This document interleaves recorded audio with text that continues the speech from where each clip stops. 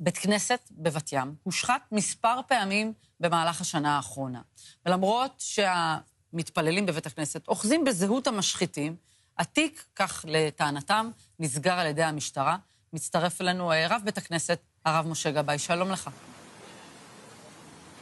שלום, בוקר טוב. פעם אחר פעם בית הכנסת מושחת, איך? פשוט מגיעים נערים, אפילו בוגרים יותר אפשר לומר, לבית הכנסת כאן, ומרצסים על הקירות שנמצאים מאחורינו, כתובות נאצה, צלבי קרס, ציורים מכוערים, לכל אורך הקירות. גם מאחורינו כאן, וגם לכל אורך הקיר של בית הכנסת, והם עושים את זה בלילות שבת, שאנחנו לא יכולים לעשות שום דבר. באופן שיטתי בלילות שבת. שיטתי בלילות שבת. לנו יש מצלמות לבית הכנסת. בקטע הזה, אנחנו צילמנו, העברנו למשטרה את הצילומים, רואים בבירור שם את הזהות של האנשים שעושים את זה. אני הגשתי תלונה למשטרה. אני הגשתי תלונה למשטרה באמצע חודש ספטמבר, אחרי שזה כבר קרה כמה פעמים, ותיארתי בפני החוקרת את הסיפור ואת הציורים, והדגשתי שהתלונה שלי על פשע שנאה, אפילו זה הסיפור. בבית הכנסת, מוות ליהודים, כתובות כאלה, יש לכם את התמונות, אני חושב. כן. ופשוט כתבו את התלונה, ואני מקבל לפני בערך 3 שבועות, חודש כמעט, מכתב המשטרה שהתיק נסגר, וכאילו שתיאור העבירה כתוב שם, זה השחתת פני מקרקעין. כאילו מישהו צייר סמיילי על איזה בית נטוש. זה הסיפור. עכשיו, אתה אומר, יש מצלמות, יודעים, מי המשחיתים? בכל פעם, אגב, זה אותם אנשים? זה אותם אנשים. מי אלו? מדובר בנערים, אנחנו יכולים לומר. נערים, כן, אבל לא מדובר בנערים צעירים, לא בנערים בני 22-3. אוקיי. לא צעירים. בחורים צעירים. לא, בגיל הטיפש 10. בחורים מבוגרים כבר, כן. בחורים צעירים. וזה פשוט מחריד. אני אמרתי לחוקרת שהדבר הזה, אנחנו לפני חגים. אני לא יודע מה יכול לקרוא מכל הסיפור הזה.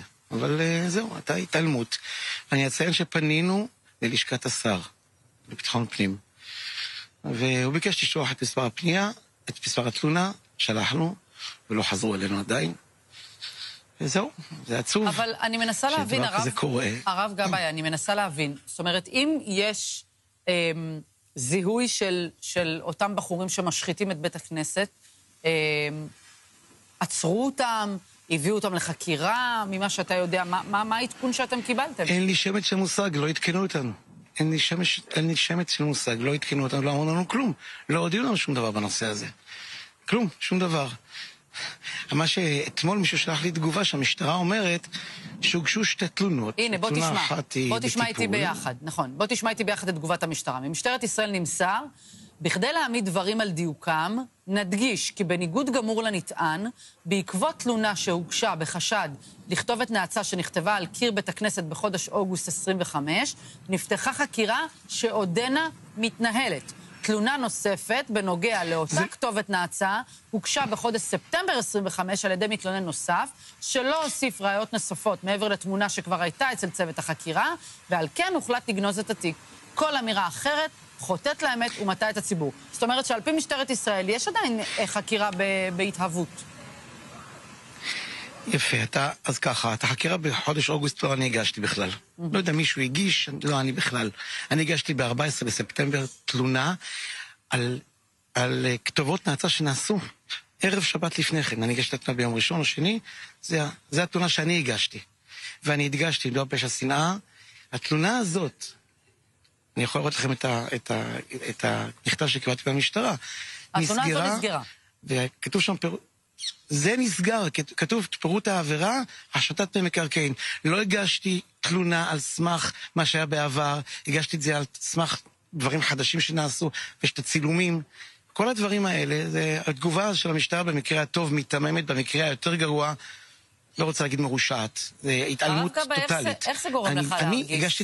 איך זה גורם לך להרגיש בכל פעם שאתה מגיע לבית הכנסת אחרי ליל שבת לתפילה, ואתה רואה השחתה, והשחתה גם בכתובות נאצה ודברים אפילו מזעזעים אחרים. איך זה גורם לך להרגיש? אני רוצה לומר, יש בבית הכנסת, לפני התפילה שיעור בבוקר, כל שבת בבוקר יש שיעור. המתפעלים שראו, באו לפניי עוד, וראו את הכתובות, פשוט כיסו אותם במפות, כי בשבת הרי אי אפשר לחסות לצפוע בשבת. כיסו את זה במפות, ניסו להסתיר את זה, אבל זה היה נורא. אנשים מזועזעים, והיה צריך להרגיע אותם, לא פעם ולא פעמיים, אנשים כבר יצאו מדעתם, זה דבר שיחזר על עצמו פעם אחרי פעם.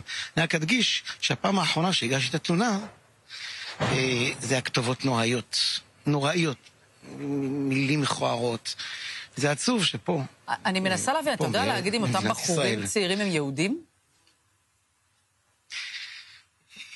אני לא יודע בוודאות, הרושם שלי שכן. לפי מה שאנחנו קצת מכירים, הרושם שלי שכן. אני צר לי לומר את זה. עוד יותר מזעזע. אני חושב שכן. כן, וזה, אני אומר... חוסר התגובה זה הדבר כואב יותר. אני רק אציין שאני פניתי לראש העיר בנושא הזה, צביקה ברוט, הוא באמת פנה למשטרה, אין מפקד בתחנה בבתיהם, לא היה חודשים, זה רק לאחרונה הוא התמנה והוא פנה, הוא אמר והם אמרו לו שחקירה מתנהלת במרחב, הוא פנה וניסה לטפל בכל כוחו, אבל זה לא בידו, זה דבר שקשור למשטרה, בסופו של דבר. ואני אדגיש שאני הדגשתי לחוקרת שמדבר על פשע שנאה, זה התלונה שלי, לא על השחתה, ולא על כתובות על פלוני או אלמוני, זהו. לפי המשטרה לא מדובר בפשע שנאה. הרב גבאי, אנחנו כמובן מקווים שהעניין הזה ייפטר ויקחו את זה לתשומת לבם, ואולי יתפסו את המשחיתים הללו. והם מצאו איתם את הדין. אנחנו מודים לך שדיברת איתנו. אני גם מקווה, ואני לא מבין למה זה לא פשע שנאה, מה צריך להיות יותר מזה? סבב קרס, מוות ליהודים, לא מה צריך להיות יותר מזה, מה יכול להיות מוגדר פשע שנאה אם לא זה? אין לי שם של מושג. אני מסכימה איתך. תודה לך, הרב גבאי. תודה רבה, יום טוב. עכשיו לסיפור אחר לחלוטין. נכון שכל דבר שאנחנו ככה שומעים באנגלית,